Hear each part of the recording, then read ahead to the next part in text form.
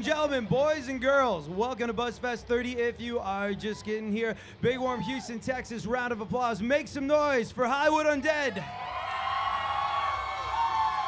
I have to say, for those that couldn't see this because they're not here today, the interview line, people waiting to meet you guys afterwards, it's the longest it's been all day, which really kind of says something important to me about you guys, which is you have some of the most dedicated fans on the face of the planet.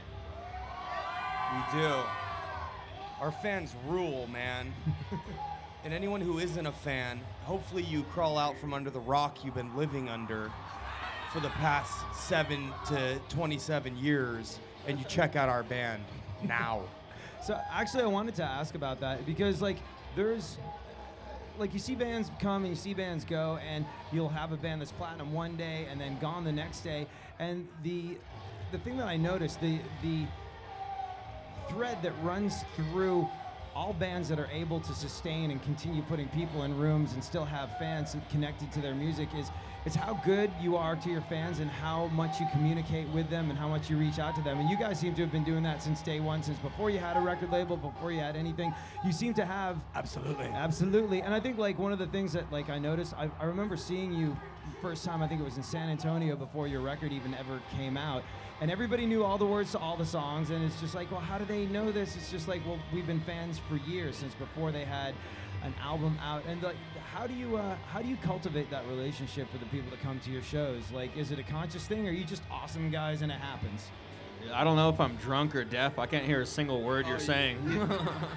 It's because you don't have headphones it's because on. you don't have You're headphones. talking a lot, and it sounds righteous. Okay, good. Yeah, 100%. Whatever you said, 100%. Yes. What about those of you that actually wear the headphones? I think what it is that we communicate directly to our fans, and that definitely helps. And we released a lot of music before we were signed, and we spoke directly to the fans. And for some reason, they've just stuck with us, and we're very fortunate in that way. It feels like we can start writing the worst music ever, and they'd still love it. Well, I think one of the things, like, even if you wrote the worst songs ever, you couldn't help but have one of the greatest live shows on the face of the planet. Like, you're definitely... you ever hear...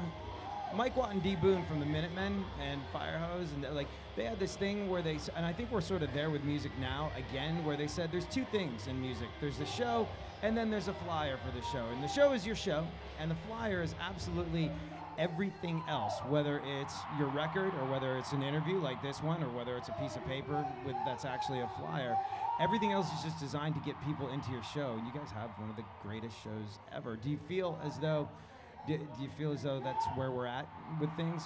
You know, people aren't going out and buying records in the same way that they were in like 99 to 2001 or whatever it is, and it's more important than ever to have a show, right? Yeah, definitely. And no one buys records, and that's what's important, is to getting fans to the show, to check out the band live, you know, see the songs. And we try to add a lot to our show, and we really try to put on a show, not just perform the songs, you know, because it's boring if we're just sitting up there rapping to each other. So we try to add a lot to the show and incorporate the crowd and make fun of them a little bit here and there, or each other. 100%, whatever he said, yes. Right, yes, that's good.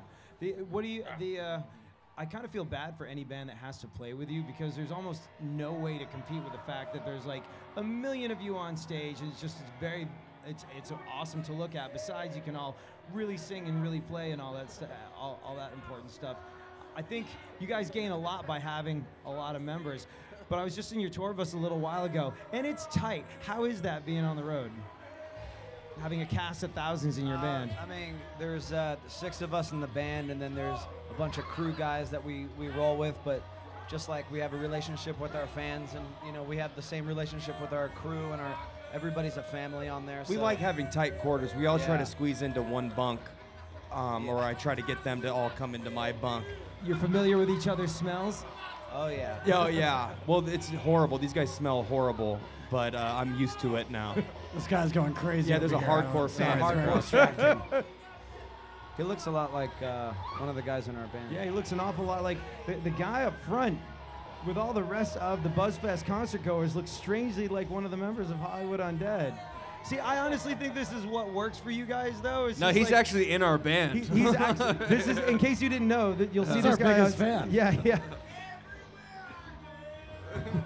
This is why, I think this is why you guys are special, because other bands don't do that. Other bands don't get hammered before an interview. I've been and trying go to figure down out how to and, get him out of our band. We just try not to take things too serious and just have a good time. Yeah.